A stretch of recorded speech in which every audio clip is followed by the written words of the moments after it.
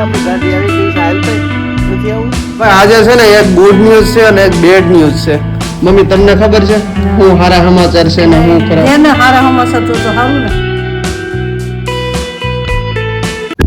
જય સોનલમાં જય મોગલમાં બધા ડાયરા જાજાથી રામ રામ. કેમ છો બધા? મજામાં? આશા રાખું છું કે આપ સ્વસ્થ મસ્ત તંદુરસ્ત અને વ્યસ્ત છો.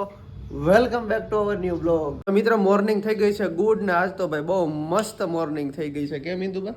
જય માતાજી, જય મોગલમાં, જય સોનલમાં અને જય બાપા સીતારામ. વાહ વાહ. હાલો તૈયાર થઈ ગયા? તૈયાર થઈ જ ગયા હોય ને ભાઈ. સવારમાં ઉઠાડો ને તૈયાર ન થાય એવું બને. બસ વેલા ઉઠો, શાળાના કસરત થાય એમ સારું. કસરત થાય એમ સારું.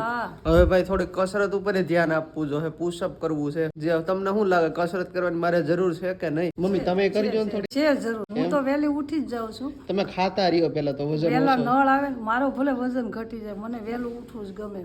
અને નળ આવે તો પાણી ભરવું વહેલું. ભાઈ વેલા અમારે છે ને 5 વાગ્યા નળ આવી જાય, 5:30 વાગ્યા ને. કેમ મમ્મી? એટલે હમણાં 2 દિવસ તાર પપ્પા ઉઠે છે, મને કે તું ઉતી રહેજે, હું વેલો ઉઠીને પાણી ભરી લે. એટલે વેલા ઉઠીને તાર પપ્પા પાણી ભરી લે. ભાઈ પપ્પા છે ને મમ્મી ને હેલ્પ બહુ કરાવે છે. વેલા ઉઠી જાય ને બધું કામ જે ઘરનું હોય ને એ પપ્પા હોત ને થોડું થોડું કરાવે છે. ઈ બાને હું કસરત થાય થોડીક. જ્યોતિ મને ઉઠાડે ને રાતનું, એટલે મને કે તારે ઉજાગરો થાય છે, હું ઉઠી. એટલે 2 દિવસ ઈ ભરી લેતા, આજ મેં ભરી લીધું પાણી. ઠીક, આજ તમે ભર્યું. સરસ સરસ. જો ભાઈ આમ હેલ્પ એકાબીજા કરાવે ને તો ઘરનું કામ થોડુંક ઝડપથી થઈ જાય અને સરખી રીતે થઈ જાય અને બીજા કામે થાય ને. બીજું બધું તો ઠીક છે. આજ અમારે ભાઈને બે ભાઈઓને જવાનું સમરેલી, કારણ કે ડાયાલિસિસનો વાર આવી ગયો છે. ઘડીકમાં ડાયાલિસિસ, ઘડીકમાં કાન, એવું બધું આવ્યા રાખે છે. તો મળીએ સીધા અમરેલી.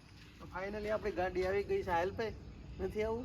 નહીં મારે નથી આવું. બે જા નહીં ડ્રાઈવર લોક કરીને વયો ગયો છે આપણી ગાડી. ફાઇનલી ડાયાલિસિસ ચાલુ થઈ ગયું છે. આજે તો 9 વાગે ચાલુ થયું અને બીજું ભાઈને આજ કાનના ડોક્ટરને બતાવવાનું છે. તો હવે જોઈએ આગે દેખતે હોતા હે ક્યાં. અને બીજું મિત્રો, મારા વિડીયોનું ડેઈલી નોટિફિકેશન તો તમને મળે છે ને? જરાક નીચે કોમેન્ટ કરી દેજો ને. ભાઈ આજનું ડાયાલિસિસ પૂરું થઈ ગયું છે અને હવે વહેલું કઢવી નાખ્યું જો કે બરોબર ને?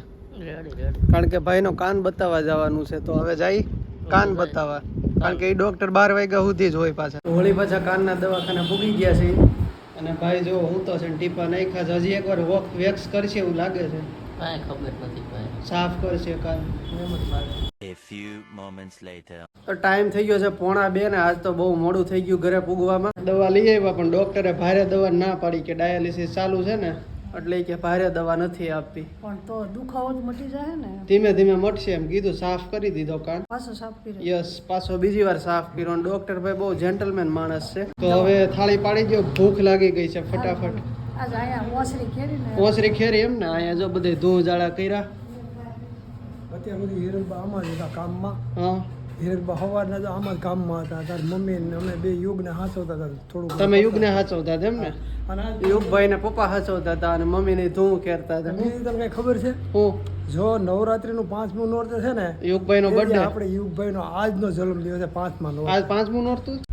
હા ભાઈ આજ 5મું નોરતું છે. યુગભાઈ નો તિથિ પ્રમાણે આજ બર્થડે છે. તો મિત્રો પેટ ભરીને ખાઈ લીધું છે તમારા ભાઈએ, કારણ કે છે ને આજ તો 2 વાગી ગયા ને એટલે બહુ ભૂખ લાગી હતી. અને કાનવાળા ભાઈ જો જમવા બેઠા છે. નિરાયતે હો ભાઈ, એ જવા નિરાયતે. 2 થયા 2. ઘડિયાળ નથી પણ આમાં ફોનમાં આવે ને 2 થયા. આવું છે ભાઈ, 2 વગાડી દીધા. તો મોડું થઈ ગયું ને આમાં. ઓસરીમાં તો ઘડિયાળ ને બધું ઉતારી લીધું. એવું છે એટલે ઘડિયાળ ન હોય ને. એટલે આખા રીંગણાનું શાક ને ભરેલા મરચા એટલે મજા આવી છે. હા ભાઈ, આખા રીંગણા એટલે કઈ ઘટે ને એવી મજા આવી ગઈ. અને ઘડિયાળની વાત કરીએ તો ઘડિયાળ ઇન્દુબા પાછી માંડી દેવાય ને. પણ આમાં કેટલાક ઠેકાણ પૂગું, આ બધું કાઢ્યું. એક ઠેકાણે પૂગું. વાર લાગી, હવે પોતું બાકી છે. તો ભાઈ આજના માતાજીના દર્શન કરી લ્યો અને કોમેન્ટમાં જય મોગલમાં અને જય સોનલમાં લખી નાખજો. હું કહું એટલે એવું નહીં કે તમારે કોમેન્ટ લખી જ નાખવાની, પણ આ તો શું છે તમને એમ મનથી થાય કે મારે લખવું જ માતાજીનું નામ. અને માતાજીના નામ લેવાય એમ તો સારું ને. નોરતામાં માતાજીનું જેટલું નામ લેવાય એટલું સારું, એટલે લખી નાખજો કોમેન્ટમાં. જો કાનુડો અમારે ફૂલડું ભાળી ગયો છે, ફૂલ પકડે છે. ફૂલ ભાળી ગયો કે પપ્પા ફોટો પાડું યુ? નાનો તું છો, બધું નાનું ને મોટું. આ મોટું નાનો તું છો, ફૂલડું નાનું નો છે ને. અને ફૂગો મૂકતો નથી ગાંડો. જો કેવું છે મસ્ત. જો અહીંયા છે જો. હાલે પકડી લે પકડી લે. પકડી લ્યો. 2 છે ને. કેટલા છે ગણતો? 2. તો મિત્રો એક એવી ઘટના બની ગઈ છે કે મારા ચંપલ તૂટી ગયા છે.